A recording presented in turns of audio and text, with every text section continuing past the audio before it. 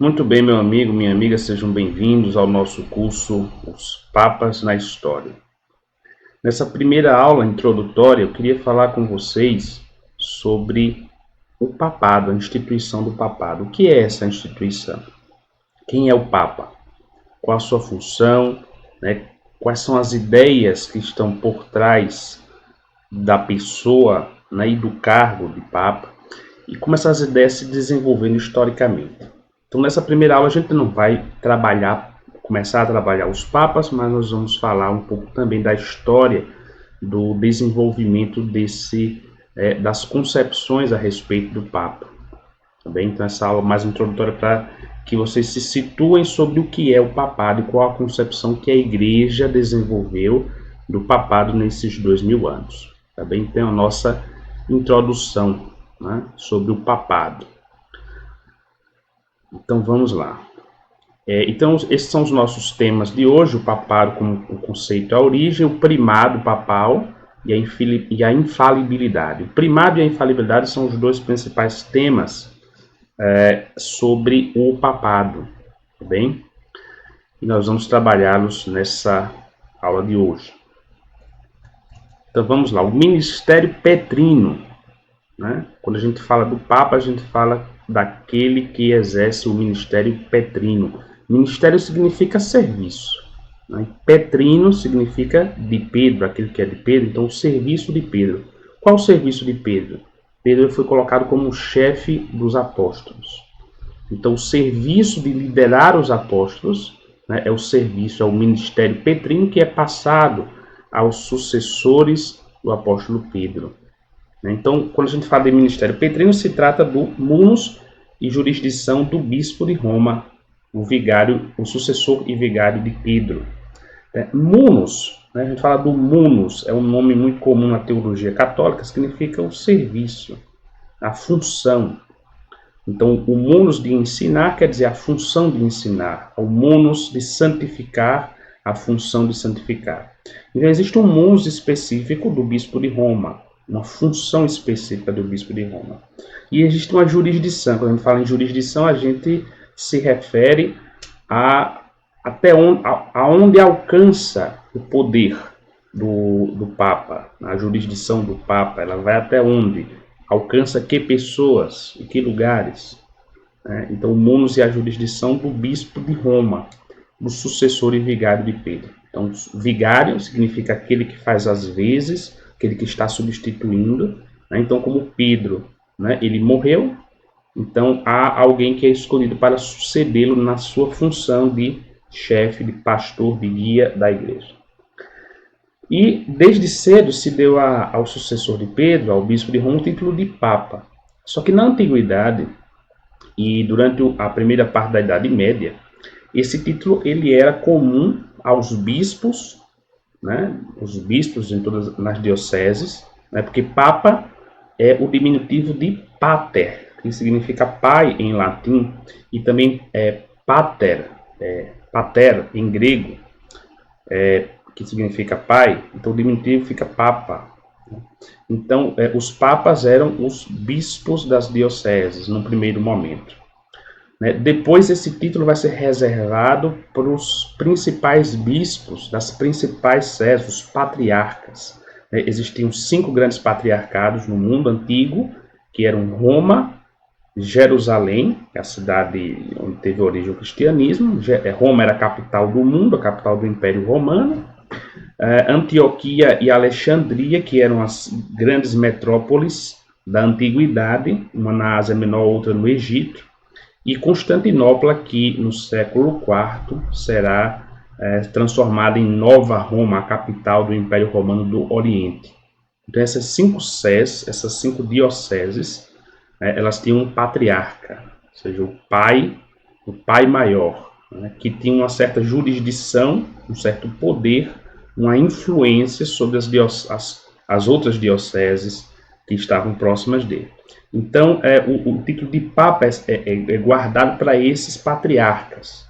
E a partir do Papa Gregório VII, já no ano, mais ou menos no ano 1000 e pouco, Gregório VII vai proibir o uso desse termo, para os outros bispos, ele vai reservar esse termo só para o bispo de Roma. Então, a partir de Gregório VII, o Papa é o bispo de Roma. Tá bem? Outros títulos que o bispo de Roma recebe, então, vigário de Jesus Cristo. Então, o vigário, como eu já disse, ele é aquele que faz as vezes, que é o representante.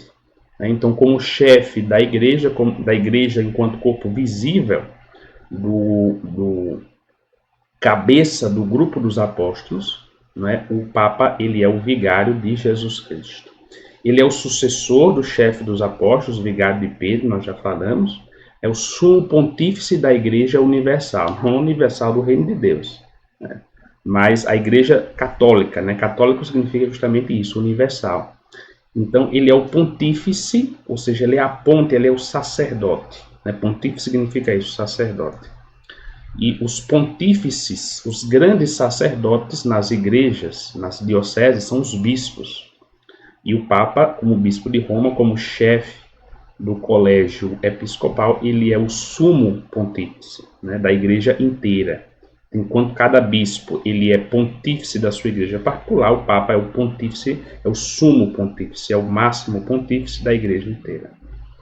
Ele é chamado também o patriarca do Ocidente, né, porque aqueles outros patriarcados que eu falei há pouco, eles eram todos no Oriente, né, do Egito para lá. O Egito é muito considerado como uma parte oriental da igreja, embora ele estivesse, né, Alexandria fosse uma sé muito unida a Roma, né?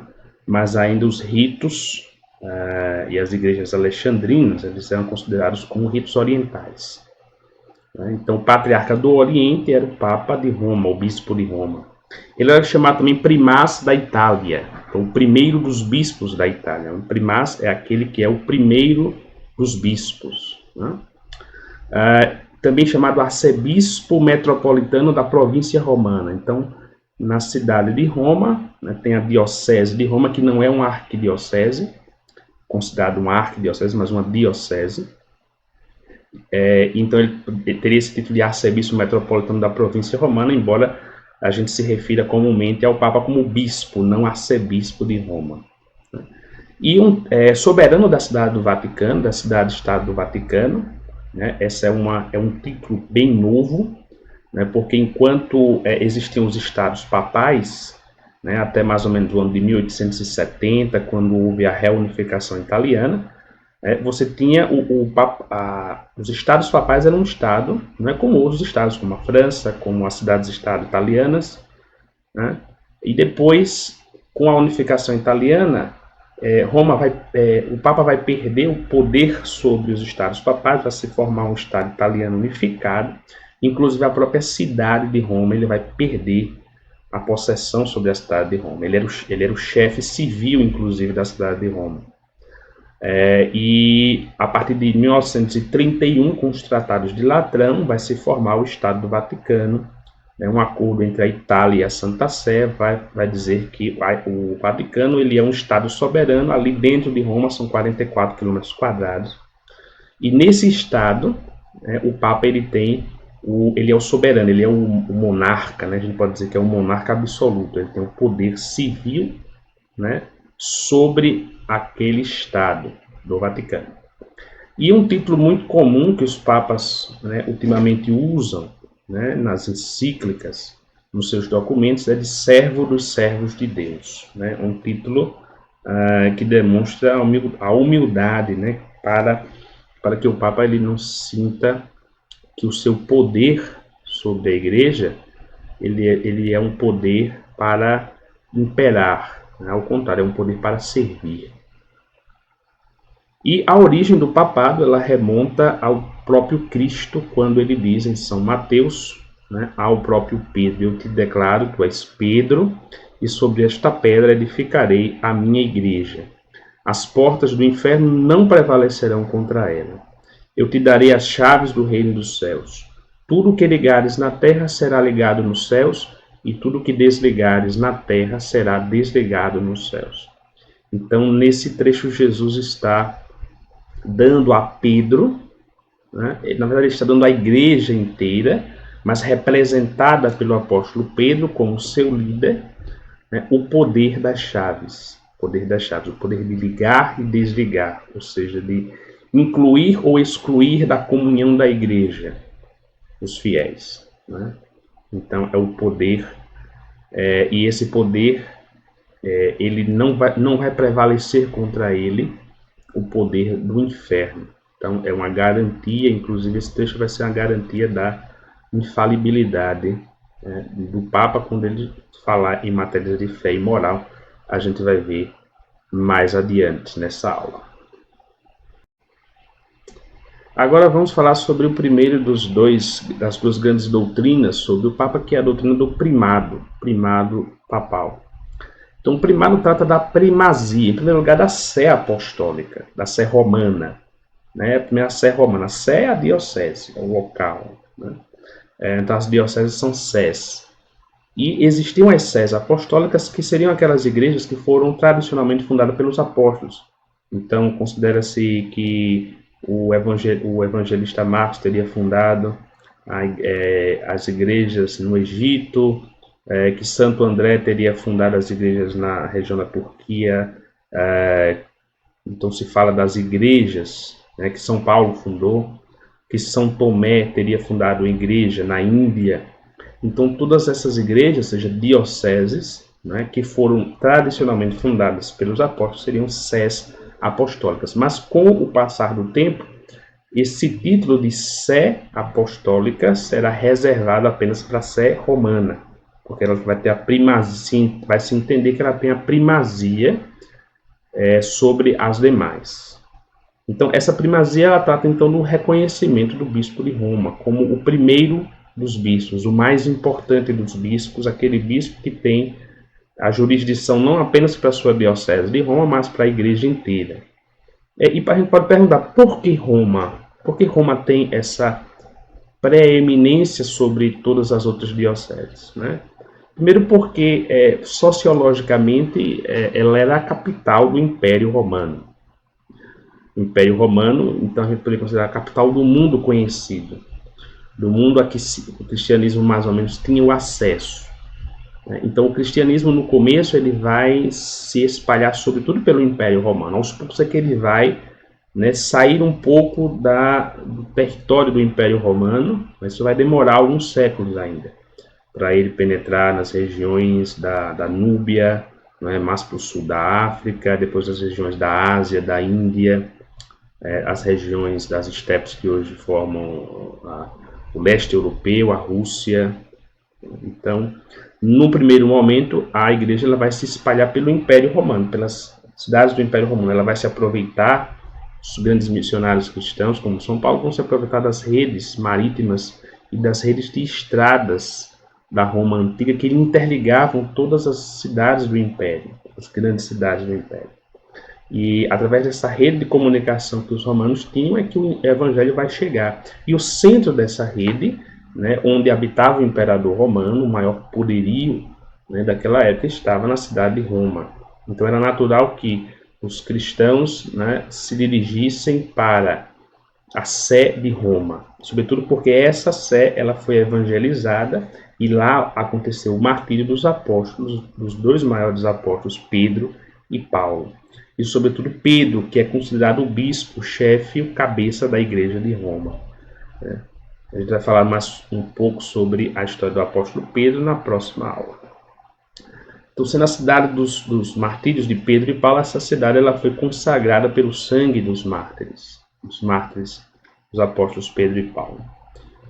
E todas, até certo tempo, né, todas as outras confissões cristãs, que depois foram se separando da Igreja Católica, elas reconhecem na pessoa do Papa o bispo de Roma, o Papa, como o primeiro entre os bispos, o chamado primus inter pares, o primeiro entre os iguais, mas que ele não teria essa jurisdição universal. É o caso, por exemplo, das igrejas ortodoxas, né? Elas reconhecem essa primazia do apóstolo Pedro, né, do sucessor de Pedro, do Papa, mas elas não aceitam que elas estejam sob a jurisdição do Papa. Então essa jurisdição universal não cabe. Cada igreja né? Cada bispo ele tem uma jurisdição sobre a sua igreja e no máximo os patriarcas eles têm uma jurisdição maior que ultrapassa as suas dioceses.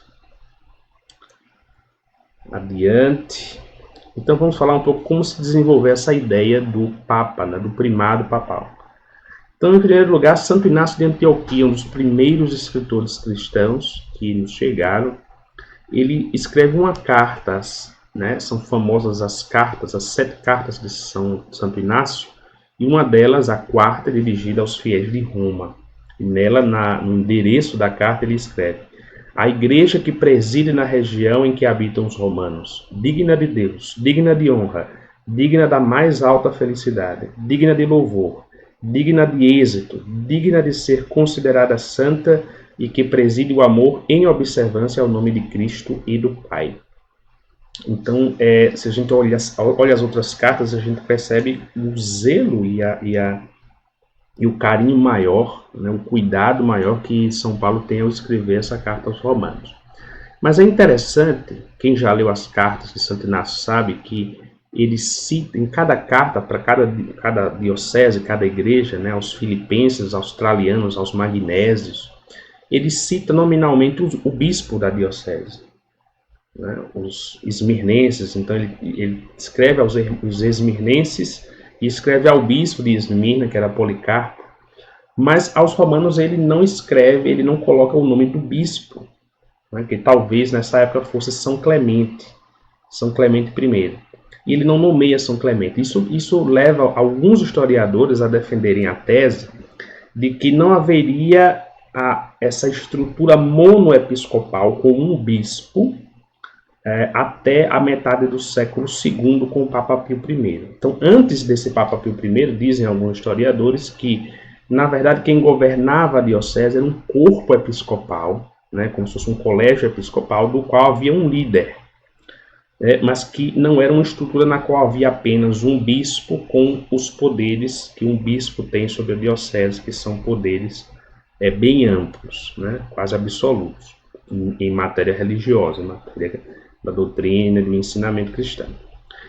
Então, é uma tese que há de que não haveria a estrutura monoepiscopal até a metade do século II, nos anos 142, 150. Então, com base nesse fato de que Santo Inácio ele não nomeia, né, o bispo de Roma.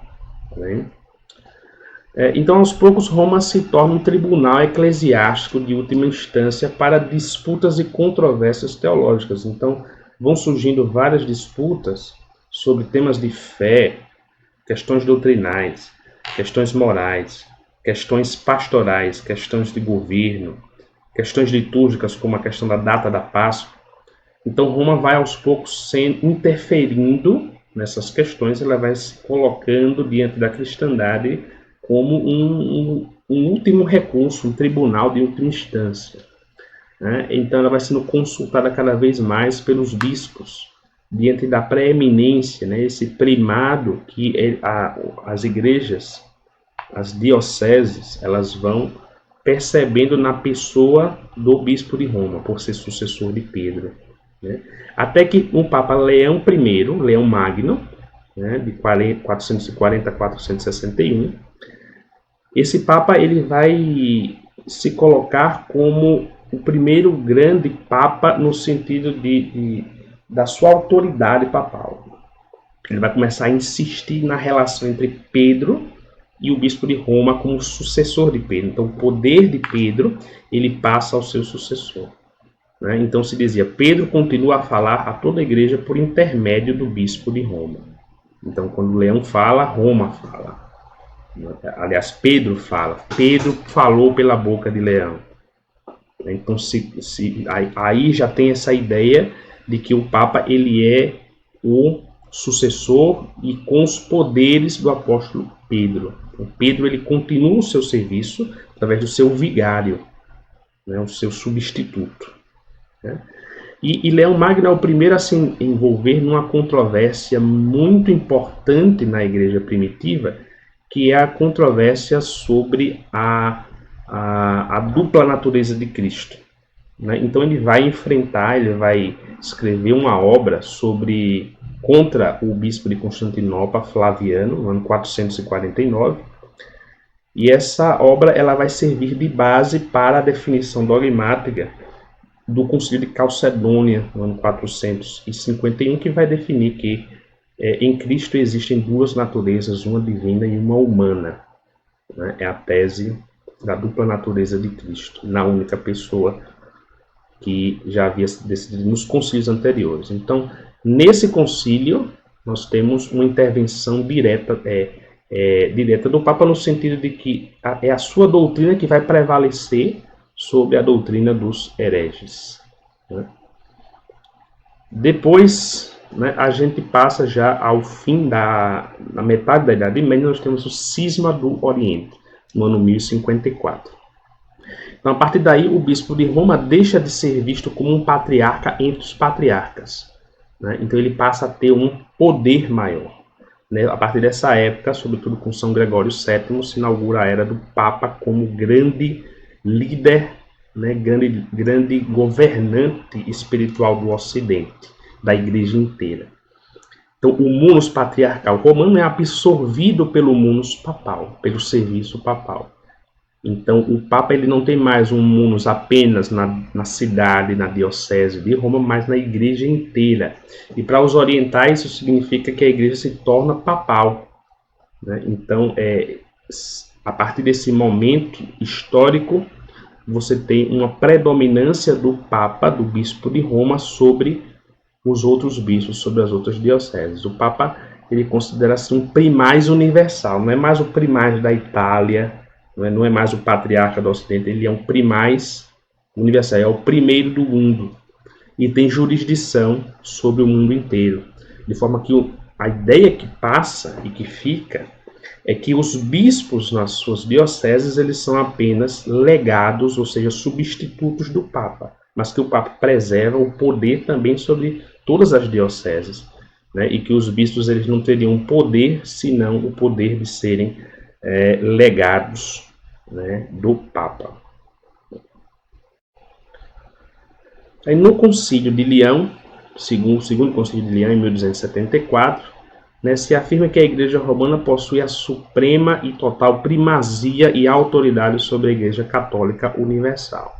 É a partir dessa afirmação que o Concílio Vaticano II, né, vai afirmar o primado universal e depois a infalibilidade do Papa. Né, diz o Vaticano I, na disposição de Deus, a Igreja Romana tem a preeminência de poder ordinário sobre todas as outras igrejas. E aqui a gente vê, né, como o ápice do poder papal, o poder doutrinal do Papa, porque no poder temporal, esse ápice está ali na Idade Média.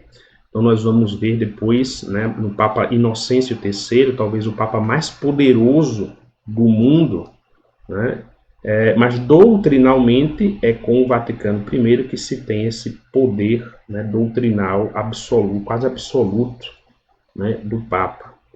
E a gente percebe dois entendimentos distintos da figura do Papa, da instituição do papado, no primeiro e no segundo milênio. Então, no primeiro milênio você tem o Papa mais como um mediador, mais como alguém que exerce um poder local, mas que exerce um poder, uma influência grande na Igreja Universal. Mas ele não tem um poder de intervenção direto, né, ostensivo, como vai adquirir depois a partir do segundo milênio, a partir do ano 1000.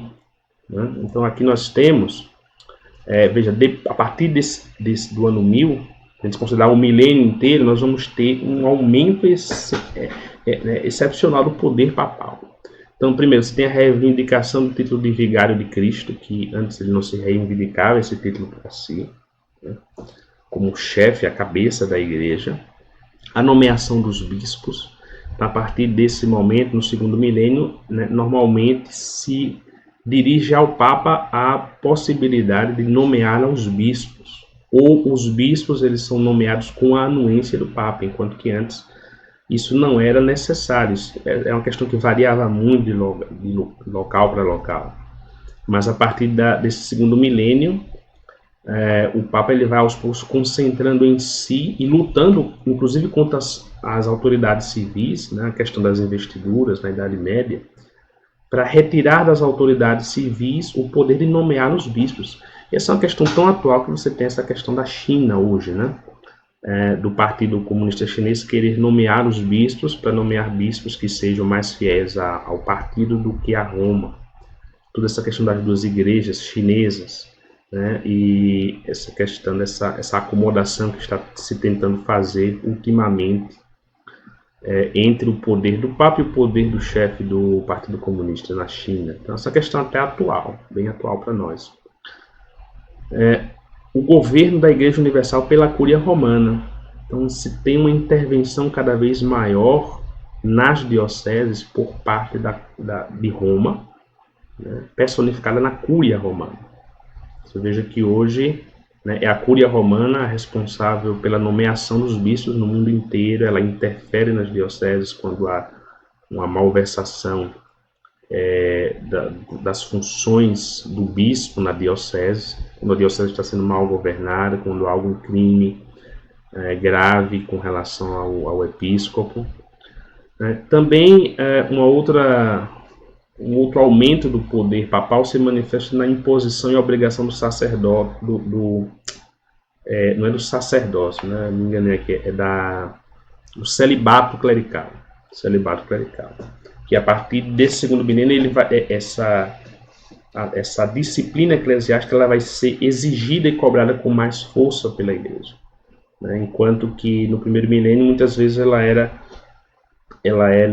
relaxada, né? Essa questão do celibato clerical ela nunca foi uma questão fechada na igreja, de forma que no Oriente ainda hoje as igrejas orientais, mesmo aquelas que são, né, tanto as ortodoxas que são separadas de Roma, quanto aquelas católicas orientais que estão ligadas a Roma, elas mantêm a instituição do matrimônio para alguns sacerdotes, né? Existem dois cléros, o clero casado e o clero celibatário. Então você tem encíclicas, documentos, autorização de catecismos, tudo isso é a igreja, né, a Cúria Romana centralizada, né, em Roma. O poder da retenção, a retenção do poder de canonizar. Então só a igreja romana, né, ela tem o poder de organizar e dizer quem são os santos canonizados.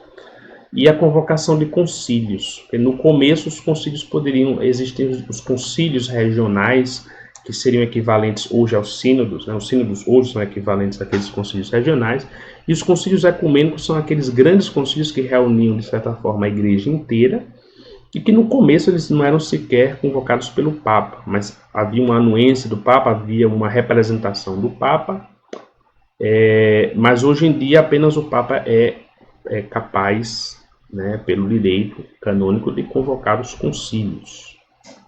Então esse poder se reservou hoje ao Papa.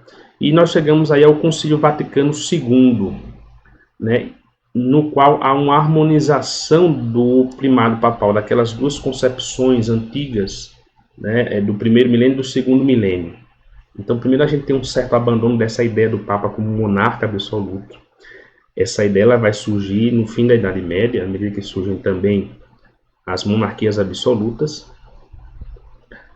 no Estado moderno. Então passa a se enxergar o Papa também como um grande monarca absoluto.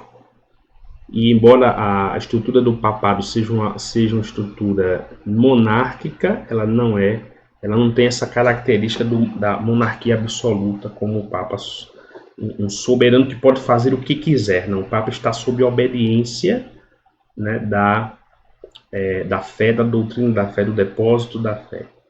Ele é um guardião desse depósito. Então, no Concílio Vaticano II se fala sobre a colegialidade, se dá destaque a essa doutrina da colegialidade, que é a partilha do poder na igreja entre os bispos.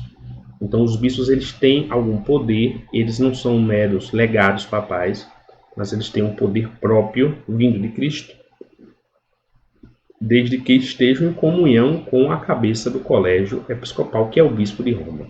Então, por exemplo, a Lumen Gentium, que é um documento sobre a Igreja do Concílio Vaticano II, número 22, Este colégio, enquanto composto por muitos, exprime a variedade e universalidade do povo de Deus e, enquanto reunidos sob uma só cabeça, revela a unidade do redil de Cristo. Então, a variedade e universalidade do povo de Deus. Esse colégio dos bispos, o colégio episcopal, que tem a sua cabeça, né, o Papa. O Papa ele vai reter o pleno, supremo e universal poder que pode sempre exercer livremente. Continua Lumen Gentium.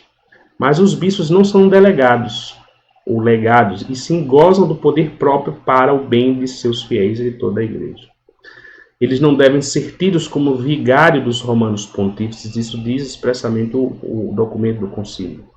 Eles não são vigários do romano pontífice, uma vez que eles têm autoridade própria e, com toda a verdade, são chamados antístetes, ou seja, sumos pontífices dos povos que governam. Então, o poder que os bispos têm, a autoridade que os bispos têm para governar a igreja, elas não vêm do Papa, mas elas vêm de Cristo. Embora esse poder ele só exista licitamente na comunhão com o bispo de Roma. Certo? Então, essa ideia da comunhão é a que permanece. A comunhão é um serviço à igreja. Então, a igreja ela tem essa missão de manter a comunhão entre as igrejas locais. Né? E esse é o munus papal em resumo. Né? O serviço do Papa é manter a unidade das igrejas. O principal munus dele. Manter a unidade das igrejas. Agora nós vamos falar sobre a segunda grande doutrina sobre o Papa, que é a da infalibilidade. Então, o conceito teológico de infalibilidade, né, seria o carisma ou dom do Espírito Santo que protege a igreja do erro fundamental quando define solenemente assuntos de fé ou moral. Então, quando a igreja ela define uma doutrina, ela fala, né, desenvolve, mostra, ensina uma doutrina sobre fé e moral, ela tem a assistência divina, né, de que ela não errará. Então, quando a gente fala em infalibilidade papal, a gente tem que se remeter antes à infalibilidade da igreja. A infalibilidade é um carisma, um dom do Espírito Santo que é dado à igreja inteira. O Vaticano II diz isso. A infalibilidade com o qual o Divino Redentor quis dotar a sua igreja. Tá bem? Mas essa infalibilidade ela vai se expressar de modo particular na pessoa do Romano Pontífice, do Papa. Tá bem? Então vamos aqui ver como se desenvolveu historicamente essa ideia da infalibilidade do Papa. Então já no ano 515 se tem a fórmula bem concreta do Papa Hormisdas. Ele diz: a religião católica sempre foi presumida imaculada em Roma. Enquanto em outras dioceses, às vezes poderia haver um afastamento da fé católica ortodoxa, a ortodoxia da fé. Em Roma, essa ortodoxia ela sempre foi mantida. Né? Então, esse carisma ele brotaria da infalibilidade, brotaria da pessoa do bispo de Roma, do primado do bispo de Roma. No século VI se dizia: a primeira sé, a Santa Sé, a Roma, a Sé romana, não é julgada por ninguém. Aquela ideia de tribunal de última instância na igreja. Então, quando há uma discussão, uma controvérsia na igreja, essa controvérsia ela é dirimida por Roma. Certo? Dizia Santo Tomás de Aquino: o Papa representa a igreja universal que não pode errar. Então, essa infalibilidade, veja, ela é dada como dom, carisma, insisto, à igreja. Mas a igreja tem como cabeça visível o chefe, né, o apóstolo, o sucessor do apóstolo Pedro, bispo de Roma. No século XIV, nas controvérsias, né, dos franciscanos, né, também se invoca esse princípio da infalibilidade do bispo de Roma.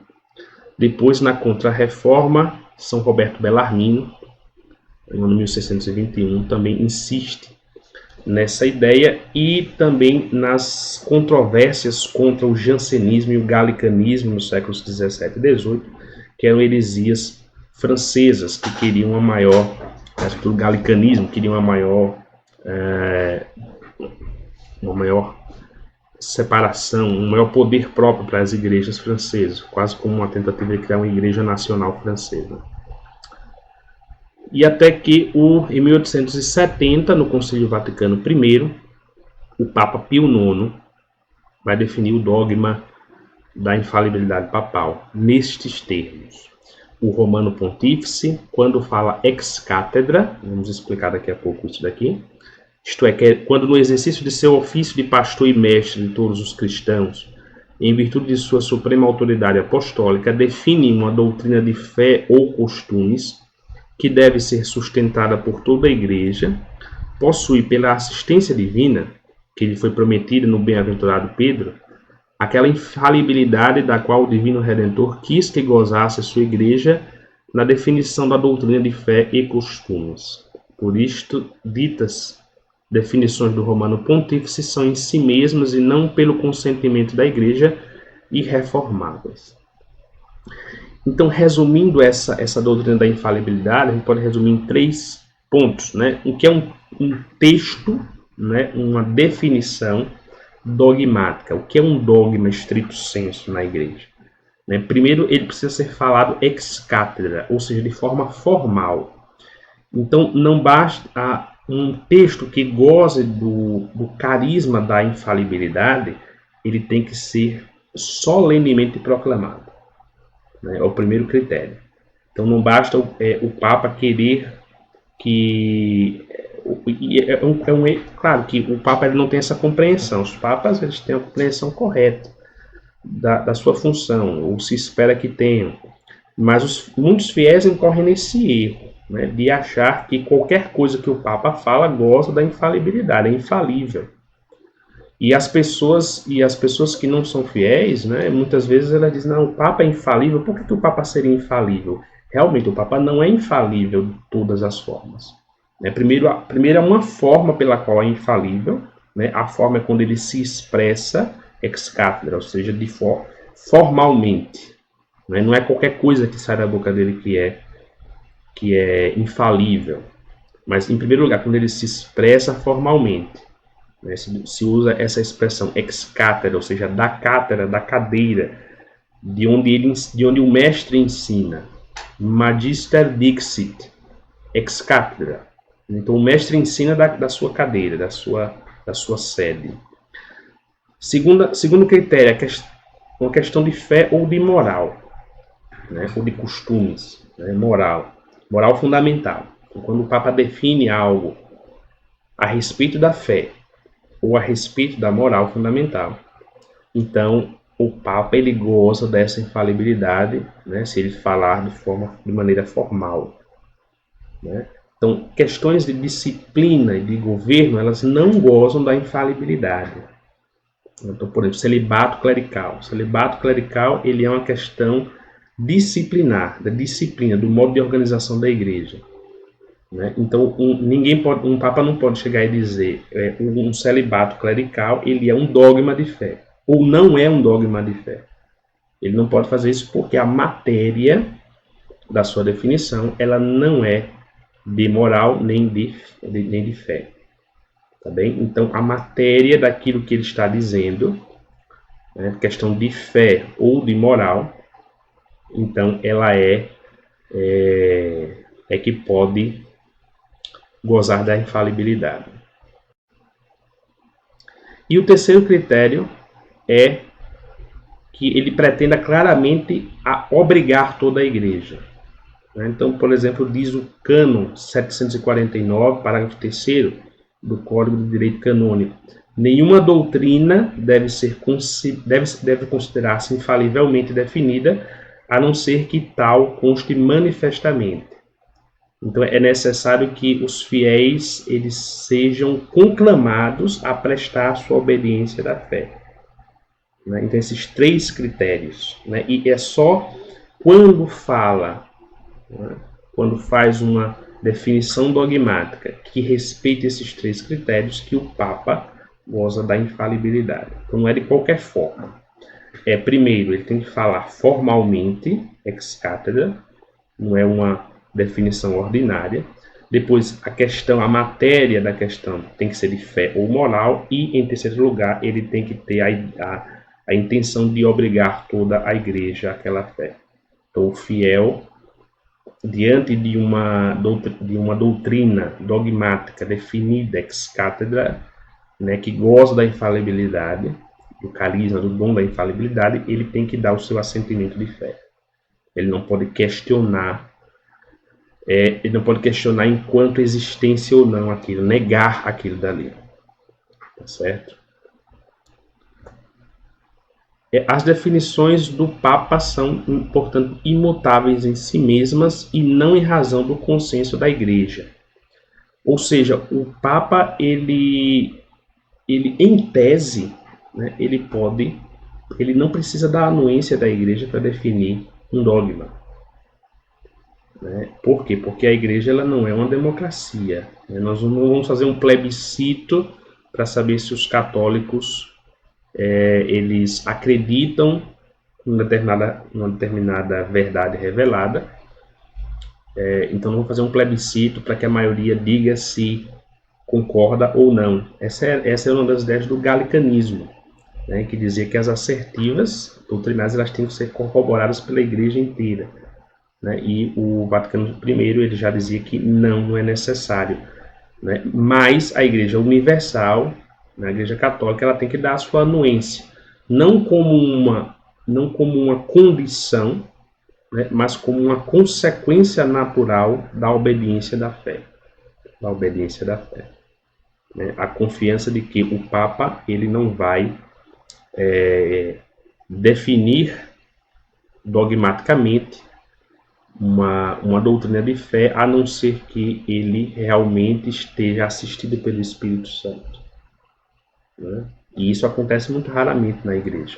A última vez que aconteceu foi há quase 70 anos, quando o Papa Pio XII declarou o dogma da Assunção da Virgem Maria de corpo e alma ao céu, que é uma doutrina muito antiga na igreja, mas que até antes da proclamação da infalibilidade, ela não era de aceitação obrigatória pelos fiéis. Ela se torna de aceitação obrigatória a partir do momento em que o Papa ele definiu solenemente essa questão de fé e querendo obrigar toda a igreja. Então, fazendo com que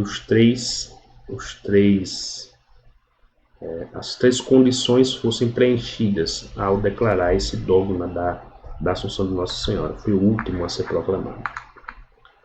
Tá bem? Então é isso, a gente encerra por aqui essa nossa aula. A partir da próxima aula nós vamos começar a ver a história propriamente dos papas. Então, em cada época histórica, nas próximas aulas a gente vai pegar uma época e fazer uma geral nessa época, os principais fatos, e observar os papas, né? E vamos nos deter um pouco sobre os principais papas, sobre o que eles fizeram, qual a sua importância na história da igreja, na história do mundo naquela época. Tá bem? Então vamos conhecendo o que é o papado através da sua própria história. Nessa aula nós vimos o que é o papado, né? o conceito de papado, como ele se desenvolveu historicamente, sobretudo nas suas duas principais doutrinas, que são o primado e a infalibilidade. Okay? Então é isso, muito obrigado e até a nossa próxima aula.